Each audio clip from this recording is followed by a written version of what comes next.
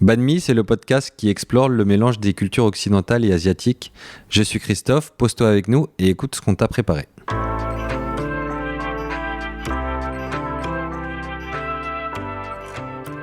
Banh Mi, c'est le podcast qui explore le mélange des cultures occidentales et asiatiques. Banh Mi Podcast se déguste sur le pouce, entre amis ou en famille, à toute heure de la journée, pour partager un bon moment et échanger sur des parcours de vie inspirants liés à l'Asie. Banh Mi est un podcast créé et réalisé par Linda Nguyen et je vous retrouve tous les jeudis pour un nouvel épisode.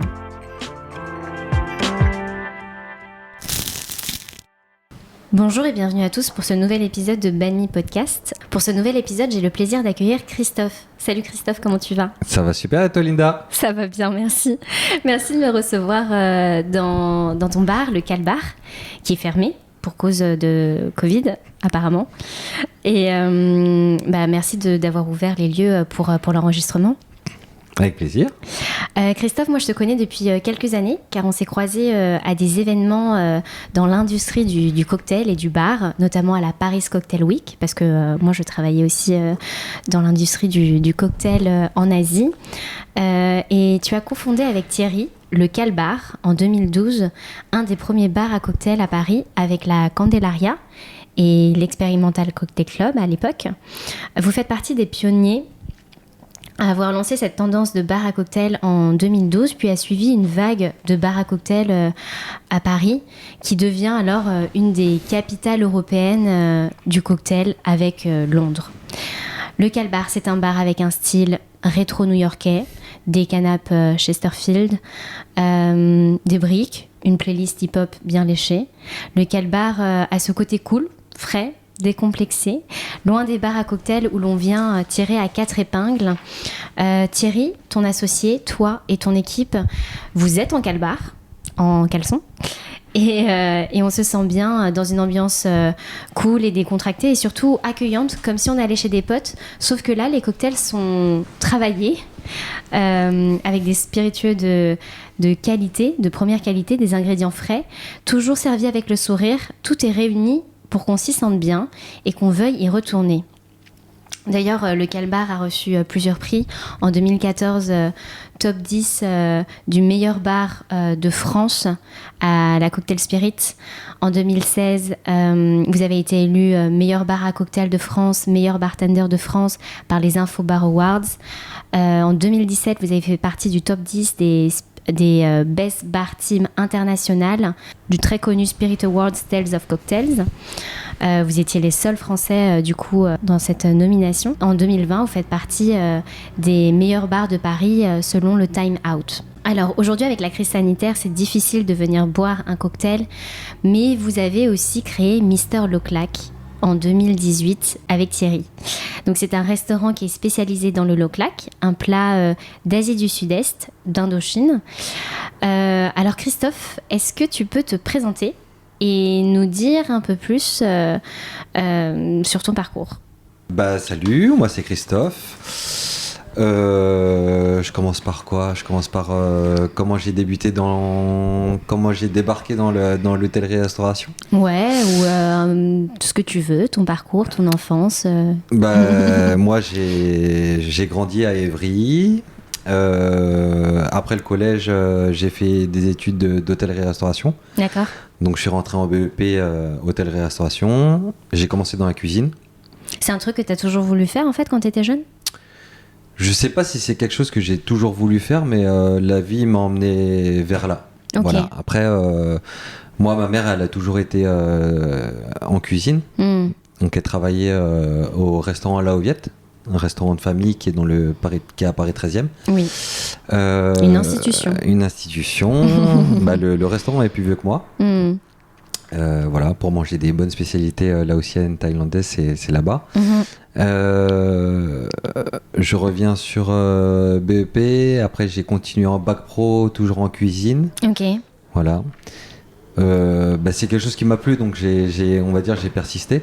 À la fin de mon bac pro, j'avais plusieurs alternatives et la vie a fait que je me suis dirigé vers un BTS en management. Ok. Donc ça m'a fait sortir de la cuisine, ça m'a fait découvrir un peu d'autres univers de l'hôtellerie et de la restauration, donc la salle, un peu le room service, ce genre d'autres métiers. Et à la fin de ce BTS-là, c'est le bar qui est resté. Donc moi, après le BTS, j'ai un petit peu voyagé, je suis parti aux États-Unis. Donc t'es parti aux États-Unis, qu'est-ce que t'as fait là-bas ? J'ai fait un stage... J'ai fait un petit stage dans un hôtel Hilton. Bon, j'ai fait ma petite expérience là-bas et quand je suis revenu, je recherchais un poste fixe. J'ai eu plusieurs offres et il y avait un projet au Pullman de Bercy. Ils avaient pour projet de refaire tout le bar, l'équipe du bar, la carte du bar et c'est ce qui m'a intéressé, donc je suis rentré dans ce projet-là. Ok, c'est un gros challenge. Ouais, bah ça m'attirait, donc j'y suis allé, ils m'ont accepté et c'est là où j'ai intégré l'équipe et dans l'équipe il y avait mon associé d'aujourd'hui, Thierry. D'accord. Voilà, donc c'est comme ça que j'ai fait sa connaissance. Ok. Et du coup, tu as rencontré Thierry et c'est avec lui que tu as créé le Calbar. À quel moment vous vous êtes dit on va faire un truc ensemble ? Bah en fait, quand j'ai rejoint l'équipe, ça a pris peut-être un an et demi, je me suis très bien intégré. Ça s'est super bien passé avec toute l'équipe. Avec Thierry, ça a beaucoup accroché. On était assez fusionnels, on n'avait pas besoin de se parler au niveau du travail. On était très complémentaires l'un l'autre. Ok. Et lui, il avait déjà ça dans sa tête de se mettre à son compte. Et moi, c'est quelque chose que j'ai toujours voulu faire. Me mettre à mon compte. Donc en fait, de là est venue les discussions et un jour on a dit viens on le fait. Donc tant qu'on était en poste, on a préparé ce projet-là et un beau jour a fait qu'on a trouvé un local et on est parti, on a ouvert notre bar quoi. D'accord. Et comment vous êtes inspiré en fait pour créer le Calbar ? Comment on s'est inspiré pour créer le Calbar ? En fait nous, ce qu'on voulait dans notre bar à la base, c'était exactement la même chose que tu pouvais retrouver dans ce qu'on faisait derrière le bar d'hôtel, mais avec des prix plus accessibles, donc avec une clientèle, on va dire de monsieur tout le monde, pas forcément une clientèle aisée ou de bureau ou de costard cravate, on voulait pas tout ça. Parce que quel genre d'offre tu avais à ce moment-là à Paris en termes de cocktails Si tu voulais trouver des cocktails, on va dire un peu travaillés et encore parce qu'à l'époque on faisait pas des trucs incroyables quoi. On faisait des classiques, on faisait quelques créations mais c'était pas ce que c'est aujourd'hui. Ça a rien à voir. 2012 2020 il y a les 8 ans il s'est passé beaucoup de choses tellement, mais voilà, on faisait on faisait des choses avec le cœur et avec goût. Et les gens ils aimaient, donc c'est ce qui nous a un peu poussé à voler de nos propres ailes, tu vois. C'est que les gens appréciaient beaucoup ce qu'on faisait, donc ça nous a mis forcément en confiance et on s'est dit cette gratitude là on préfère l'avoir vraiment que pour nous, tu vois. On s'est créé notre clientèle, on travaillait dans un bar d'hôtel mais finalement on avait l'impression d'avoir notre propre bar dans l'hôtel, tu vois. Parce que les gens ils venaient pour nous, on avait fidélisé une clientèle, c'était très on était très proche des clients et nous c'est toujours ce qu'on a voulu faire. Donc en fait tout ce qu'on faisait déjà on voulait le retrouver dans notre bar à nous. D'accord. Tu vois. Donc proposer un service de qualité, des produits de qualité, soigner la décoration sur le verre, tout ce genre de trucs, nous c'était ça l'idée en fait. Et comment est venu le nom Calbar ? Je pense qu'on t'a souvent demandé. Ça c'est souvent revenu comme question, mais on cherchait un nom pour le bar en fait. Ça aurait pu tomber sur plein de choses et en fait Calbar c'est parti d'un délire. C'est tombé comme ça à la rigolade et comme le pantalon du coup. Non, parce que dans le pantalon il n'y a pas bar, tu vois. Non mais ah oui, c'est tombé. T'as pas capté ma blague.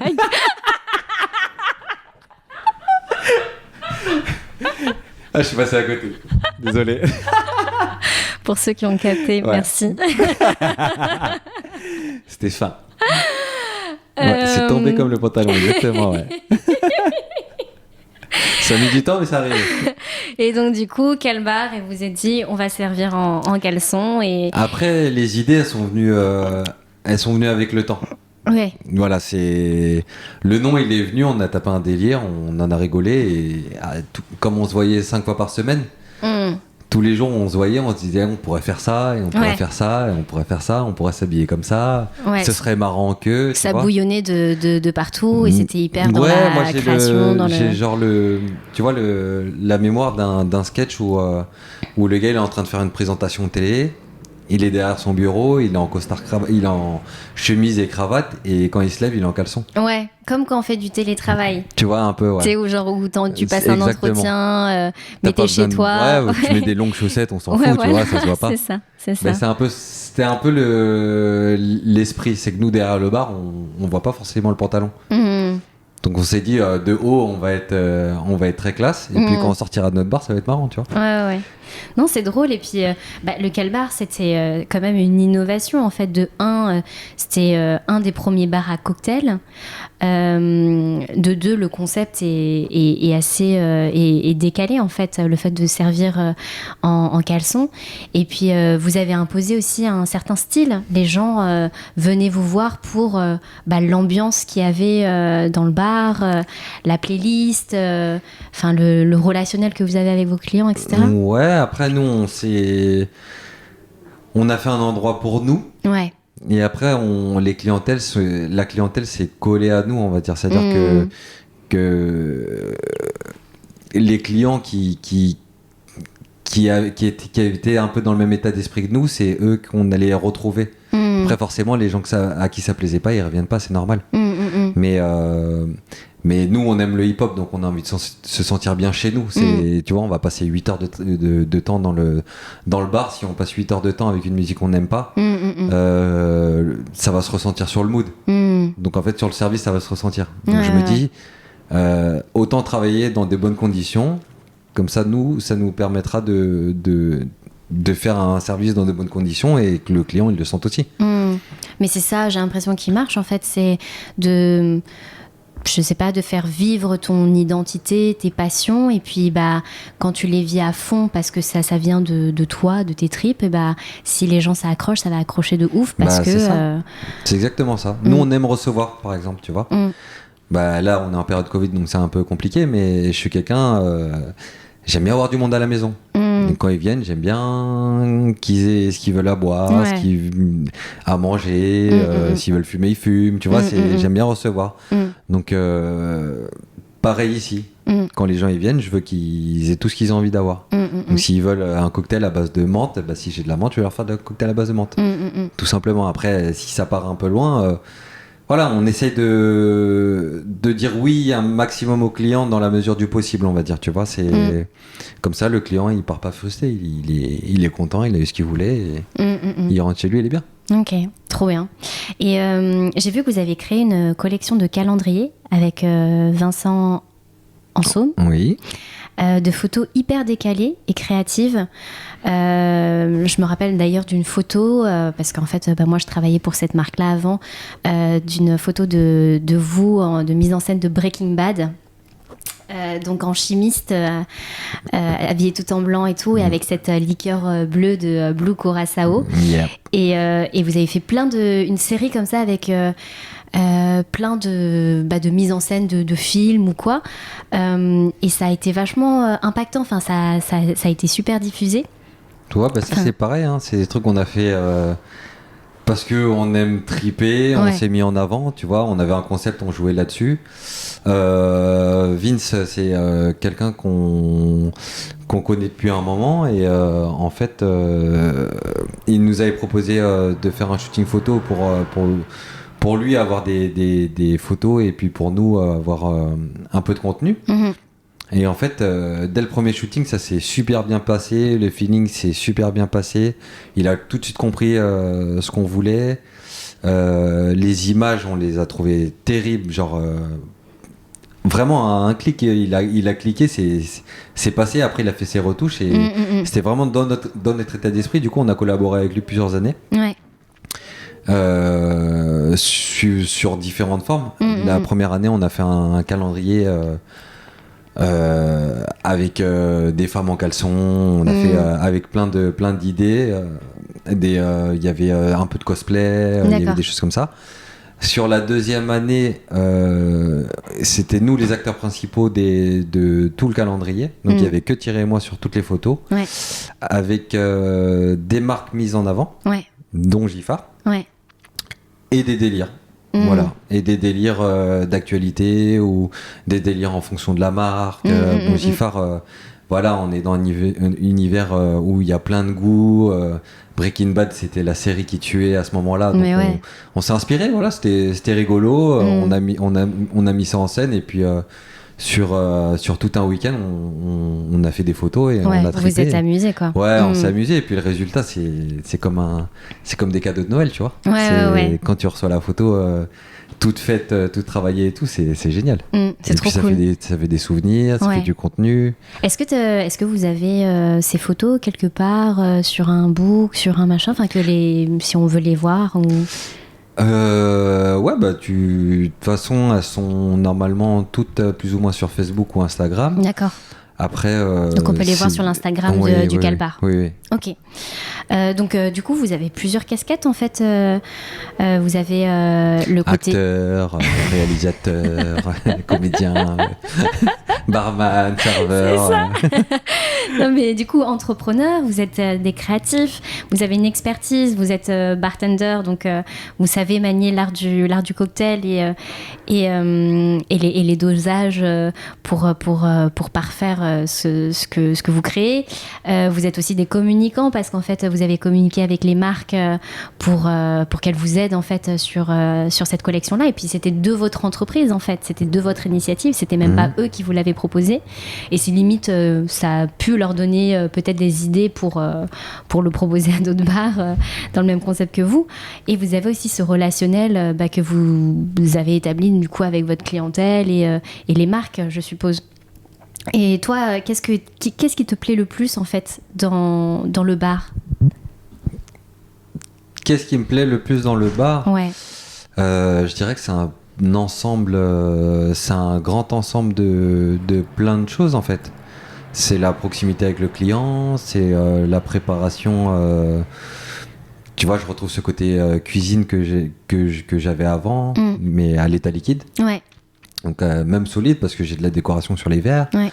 Je vais choisir ma vaisselle et tout ça je vais le mettre en œuvre sur une scène qui est le bar, devant des clients qui vont être mes spectateurs, tu vois. Comme tu dis, il y a plusieurs casquettes et c'est voilà, on est en même temps barman, mais on est en même temps acteur sur une scène de théâtre. Si on fait les idiots, chez nous il n'y a pas de télé, donc les gens vont nous regarder nous, tu vois. C'est plein de petits trucs. Si on se met à chanter, les gens comme le bar il est un peu surélevé, forcément on est un peu en avant, tu vois. Les gens vont nous regarder, le bar il est petit, il y a une vraie proximité avec le client. Donc moi c'est tout cet ensemble de choses qui fait que j'aime le métier de bar. Moi j'ai hâte que les bars réouvrent parce que vraiment c'est un endroit dans lequel j'aimais bien prendre un cocktail et j'aimais beaucoup l'ambiance, etc. Donc j'ai hâte que ça réouvre. On dirait ça fait 10 ans. De ouf.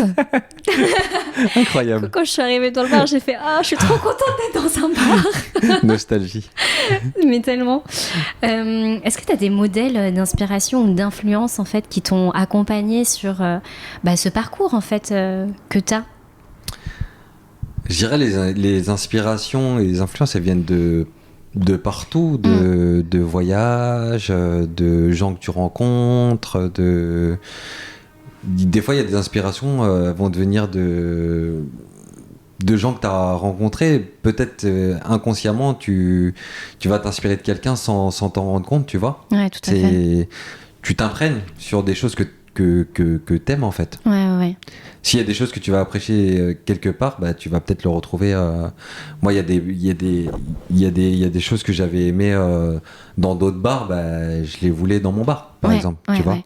On s'inspire constamment de ce qui nous entoure et de ce qui nous sensibilise. Oui, en fait. Après, plus le temps il passe, plus c'est dur de créer. Donc forcément, tu vas essayer de t'inspirer un petit peu. Quand tu crées à partir d'une base aussi. Ouais, mais une base qui a été créée par quelqu'un, tu vois. Et qui a été créée par quelqu'un Voilà, d'autre et quelqu'un d'autre. Enfin, après, tu peux le réarranger à ta manière. Oui, comme, ça se décline à l'infini. Aujourd'hui, on met un cocktail, on met un petit verre d'eau à côté. Il y en a, ils vont mettre un verre d'eau avec du concombre dedans. Il y en a, ils vont mettre un verre d'eau avec un zeste de citron. Tu vois, chacun adapte son petit truc, tu vois. Ouais. Alors, Banh Mi, c'est le podcast qui explore le mélange des cultures occidentales et asiatiques. Toi, Christophe, dans quelle mesure tu es rattaché à l'Asie ? De mes parents. Oui, pourquoi ? Mes parents sont vietnamiens, nés au Laos et qui ont grandi au Laos. D'accord. Et puis, comme je te l'ai dit avant, ma maman, elle travaillait dans un restaurant laotien vietnamien en cuisine. Après, ils ont ouvert leur propre restaurant quelques années plus tard. Donc, pendant plusieurs années à Morangis, qu'ils ont revendu très récemment.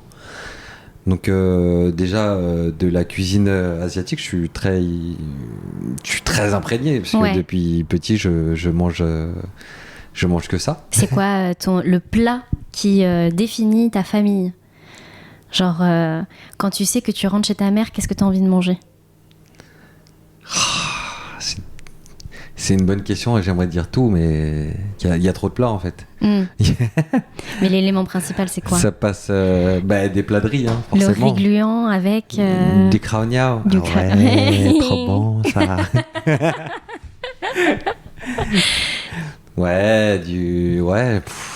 Je sais pas, il y a tellement ne serait-ce que du poulet frit, tu vois. Le poulet frit de la maman, quoi. C'est la base avec du riz gluant. Juste ça, c'est un petit plat réconfortant. Tu manges ça avec les doigts. Avec du Maggi ou avec du Nuoc Mam ? Moi, je le mange comme ça, nature. Mais le poulet, il est mariné avec le Nuoc Mam. Oui, donc, c'est ça. Bah ouais. Ceux qui connaissent pas le Nuoc Mam, c'est la sauce de poisson qui est forte, odorante. Mais qu'on met partout. Mais qu'on met partout et goûtue, du coup, savoureuse. Ok, et qu'est-ce que tu penses avoir hérité de ton éducation asiatique, vu que tu avais des parents asiatiques ? Qu'est-ce que toi, tu transmettrais si tu as des enfants de ce que tu as hérité de tes parents, par exemple ? Mon éducation, je sais pas, ça passe par plein de choses. Après, moi, je suis né en France, j'ai grandi en France, donc mes parents, ils sont arrivés très jeunes en France. Donc il y a toute la culture, il y a la nourriture, ils sont arrivés, ils étaient majeurs, quoi. Ok, ils sont arrivés dans les années 70 ? Ouais, c'est à peu près ça. Ok. C'est ça. Et non, mais si je peux leur transmettre mes petites recettes que j'ai moi-même héritées de ma maman, déjà, ce serait pas mal, tu vois. Après, l'éducation, ça va venir tout seul, mais forcément, t'as des restes de l'éducation laotienne, tu vois, qui sont encore là et que je transmettrai. Quand ils vont faire des bêtises, je vais les taper, quoi. C'est normal. Non, je plaisante. Non, on plaisante pas. Un petit coup de savate, là. Au calme. Bon, nous, c'était la base, hein, mais bon. Non. Quand même pas. Ouais. Oui, du coup, tu parlais des plats de ta maman, ton projet Mister Loklak. Tu peux nous en parler un peu ? C'est quoi le Loklak pour les gens qui connaissent pas ? Le riz Loklak, c'est un plat qui est servi avec du riz. Du riz qu'on fait sauter avec de la sauce tomate et de l'œuf, originalement. Du bœuf qui est mariné avec un mélange de sauce soja et de la sauce barbecue et sauté au wok. Et on sert un petit œuf au plat dessus qu'on met sur le riz. Ok. Voilà. C'est un plat qui est issu de l'Indochine française. Donc en fait, les Français, quand ils amenaient de la viande de bœuf au pays, nous on la coupait pour pouvoir la manger avec les baguettes et on la sautait avec le wok, qui est la manière traditionnelle de cuisiner au pays, quoi. Donc en vietnamien, loklak, ça veut dire secouer, remuer, d'où le nom riz loklak en fait. Donc c'est devenu de là. D'accord, merci. Je t'en prie. Et c'est un plat, c'est un plat un peu que tout le monde connaît, plus ou moins. C'est un plat que si les gens aiment la cuisine asiatique, connaissent. Ouais. Je dirais il n'est pas aussi populaire que le boboon. Ouais. Ce qui a motivé mon projet en fait.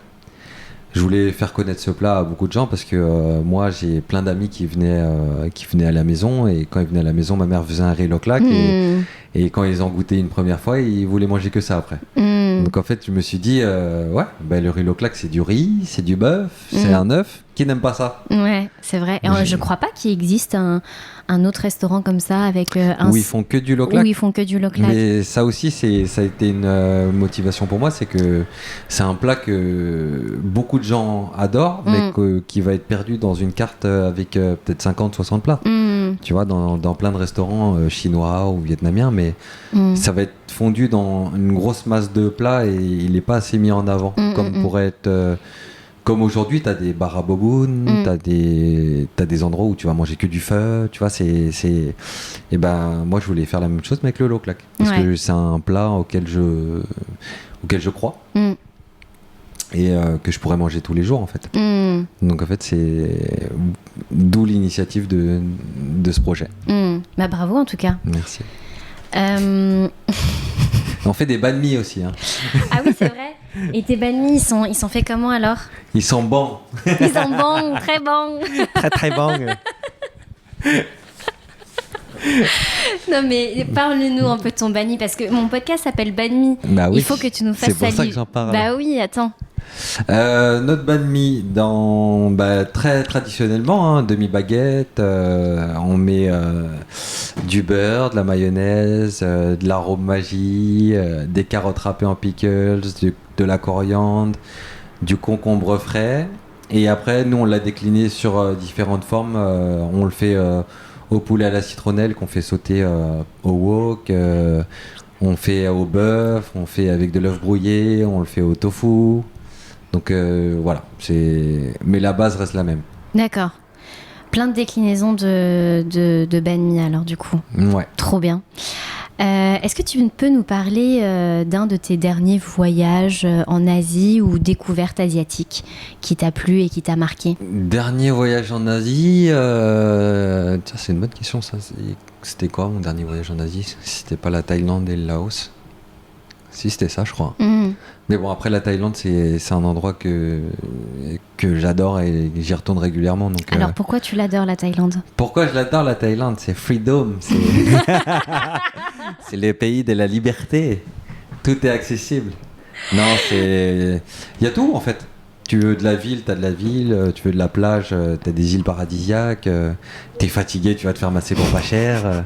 Tu veux manger, tu manges bien partout. Tu veux manger de la mangue, t'as de la mangue. Tu veux manger un pad thai, tu veux manger du riz, tu veux manger une soupe. Tu veux manger la salade de papaye sur la plage, pas problème. Ouais. Tu veux des grillades de crevettes sur la plage, pas problème non plus. Tu veux te faire masser en même temps, pas problème. Non, ouais, c'est magique la Thaïlande. Pour y avoir vécu, franchement, ça me manque beaucoup. C'est pour. Mais en plus, tu peux y aller autant en couple, en famille, avec des potes. Toujours, tu y trouveras ton compte en fait. Ouais, il y en a vraiment pour tous les goûts.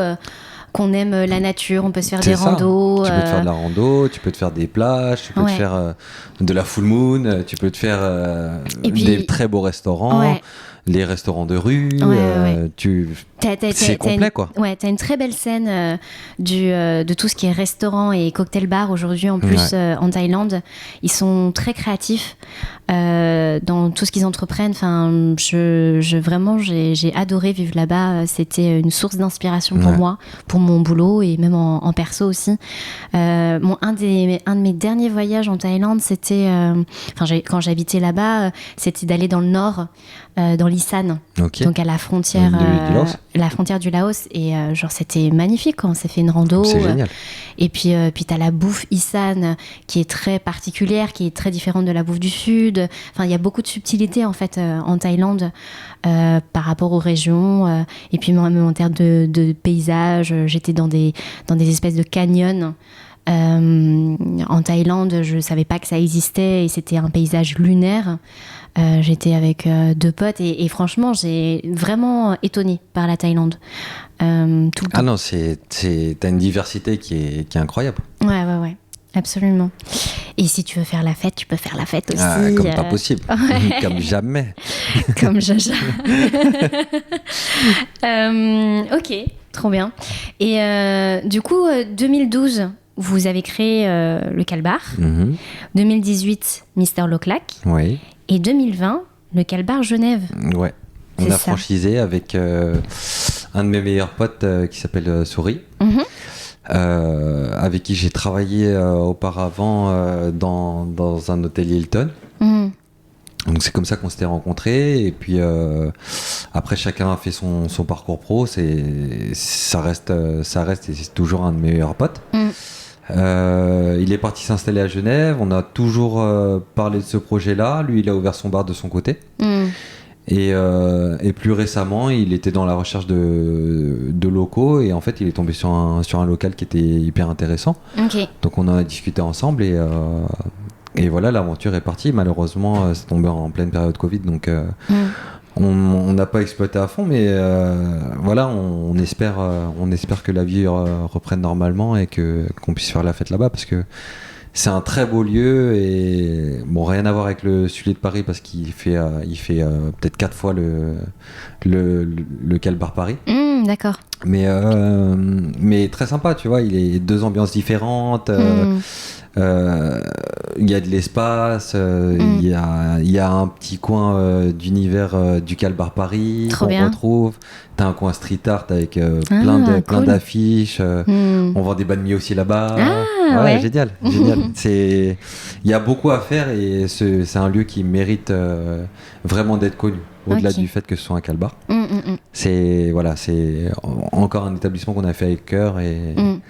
Pour les Genevois qui nous écoutent et les Suisses, ou même les Français qui veulent aller voir, qui veulent aller voyager en Suisse, donc le Calbar Genève. Donc tu as commencé avec Thierry, ton associé, et vous êtes toujours ensemble aujourd'hui sur les 3 projets que je viens de citer. C'est fort de pouvoir perdurer aussi longtemps avec quelqu'un qui était ton collègue en fait à la base et après qui est devenu un de tes meilleurs potes, j'imagine. C'était mon collègue, c'est devenu mon supérieur. Après c'est devenu mon associé. Aujourd'hui c'est un frère. Je suis le parrain de sa fille. Tu vois, c'est fort. Ouais. Après c'est quoi l'ingrédient qui permet de perdurer comme ça en couple? Je dirais la communication, la patience et la confiance. La confiance, beaucoup de confiance, c'est important.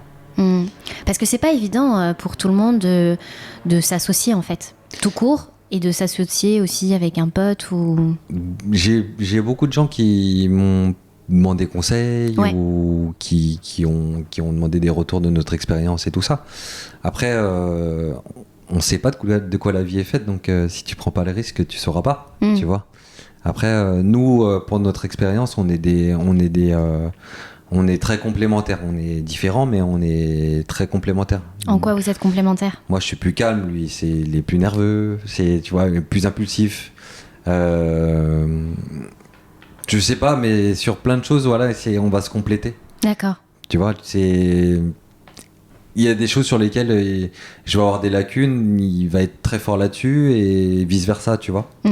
On a 6 ans de différence. C'est pas...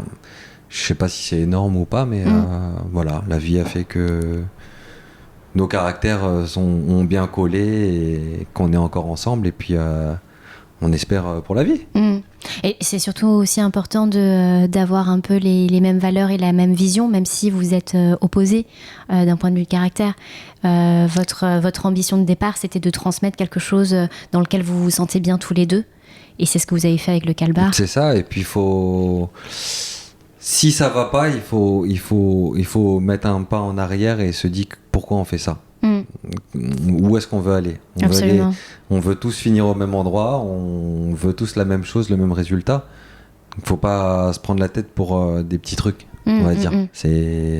faut pas que ce soit des grosses embrouilles pour des petits trucs. Au final, si on se bat et on veut la même chose, ça sert à rien de se battre. Faut juste faut juste s'accorder. Tu vois. Ok. Merci pour ce partage. Alors, le Covid a fait du mal à l'industrie du bar, de la restauration et de l'hôtellerie. Comment est-ce que tu vois, toi, le secteur évoluer ou se remettre de ce qui s'est passé toute cette année par rapport à ça? Est-ce que il y a eu des alternatives? Enfin, tu vois, genre, on a vu l'émergence de beaucoup de dark kitchen. Les dark kitchen, donc du coup, c'est des locaux, des laboratoires où ils font que de la livraison. Au niveau du bar, comment ça se passe? Enfin, je sais que toi, tu as fait des petites des combos en fait de cocktails de livraison de cocktails. Nous, on a créé une petite succursale qui s'appelle la Calbar Mobile, où en fait on fait des cocktails sous vide et qu'on va livrer chez les gens. Ok, trop bien. Donc on fait des cocktails en clear mille punch, on fait des cocktails sur mesure, ça dépend des demandes en fait. Ok. On peut faire des demandes en gros, on peut fournir les glaçons avec, on fournit les garnishes avec. Génial. Du coup, si on veut se faire un petit cocktail du Calbar, on peut le commander et puis se faire livrer. Après, il y a des gens, ils se permettent de recevoir du monde chez eux et qu'ils n'ont pas envie de faire des cocktails, ils font appel à la Calbar Mobile par exemple, tu vois. Tout à fait. Trop bien d'avoir ces alternatives-là. Toi, qu'est-ce que tu aimes boire comme cocktail, Christophe? Moi, j'aime bien boire beaucoup de choses différentes. Ça dépend du moment de la journée, ça dépend du mood, ça dépend de plein de choses. Je peux boire une pina colada comme je peux boire un whisky sec ou comme je peux boire un rhum sec, tu vois. Et ton mood d'aujourd'hui, c'est un mood comment? C'est un mood où j'aimerais pouvoir avoir un mood de pina colada, tu vois. J'aimerais être les pieds dans le sable, en train de bronzer et commander une pina colada avec un tamsum, tu vois. Une salade de papaye, tamsum. D'accord. Est-ce qu'il y a une adresse où l'on doit aller après le Calbar, après avoir bu 2 ou 3 verres au Calbar? Est-ce que tu as une adresse à recommander pour continuer sa soirée dans un autre cocktail bar? Bon, il y a plein d'adresses. Après, il y a plein d'adresses et il y a plein de copains, surtout. Déjà, proche de chez nous, il y a les amis du Café Moderne, donc dans la rue Keller. Juste en face, il y a les amis de Fréquence. Après, il y a le Cherry Butt un peu plus loin sur le côté Bastille. Et il y en a plein d'autres. Hein. C'est bien, ça donne des adresses aux auditeurs et aux auditrices pour quand ça va réouvrir et on va faire un marathon du bar. N'hésitez pas, passez au Calbar déjà et puis on vous enverra vers d'autres adresses. Voilà, c'est ça. Alors, le podcast s'appelle Banh Mi. Quel ingrédient pour toi sublimerait ta baguette? Et quand on dit baguette, je vais parler de la société, du futur. De l'optimisme. Restons optimistes et il faut se dire que ça va s'arranger et puis qu'on va reprendre une vie normale, j'espère. On espère. On espère, ouais. Et Christophe, avec quelle musique tu voudrais terminer cet épisode? Une musique que tu écoutes en ce moment? Avec Stand By Me. On va faire le Carré Madison. Non, parce que j'avais fait un post en story et j'avais mis Stand By Me et puis j'avais écrit Stand By Me. Ah, j'avais fait le petit jeu de mots. Pas mal. Ouais. Et du coup, tu vas nous chanter Stand By Me? Jamais de la vie. Ok, bon merci Christophe. Merci à toi. Pour ce moment, pour ce partage et pour nous avoir donné envie de siroter un cocktail, de manger du low clack, de taper dans un banh mi, tout ça en même temps. Ouais, on attend la réouverture de tous les bars et on va faire la fête. Et on va faire la fête comme il se doit. Merci beaucoup. Merci à toi.